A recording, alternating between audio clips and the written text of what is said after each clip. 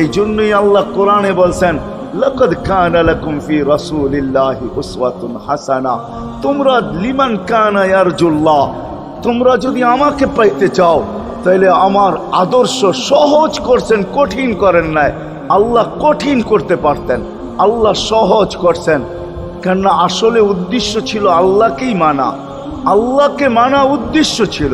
কিন্তু আল্লাহকে চোখে দেখা যায় না, মানবে তো মানবে কি করে? আল্লাহর কথা শোনা যায় না, তো আল্লাহকে মানবে তো মানবে কি করে? আল্লাহকে তো দেখা যায় না, আল্লাহকে তো আল্লাহর কথা শোনা যায় না, আল্লাহকে ধ্যান ধারণায় আনা যায় না, কোনো ধ্যান ধারণার ভিতরে আনা যায় না যে আল্লাহর আকৃতি এরকম।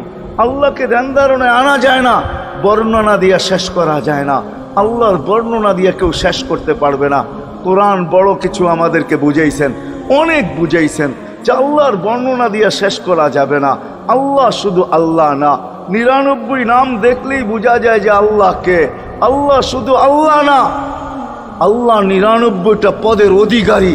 বিদায় আল্লাহ ধরা ছোঁয়ার বাহিরে আল্লাহ মানুষ প্রশ্ন করতে পারে, আপনাকে মানবো তো মানবো কি কইরা, পাবো তো পাবো কি কইরা? তো আল্লাহ আসান করছেন যে আমার নবীর আদর্শের ভিতরে আমি লুকায়িত আছি। ফুলের ভিতরে যেরকম ঘেরান লুকায়িত থাকে, আমার নবীর আদর্শের ভিতরে আমি লুকায়িত।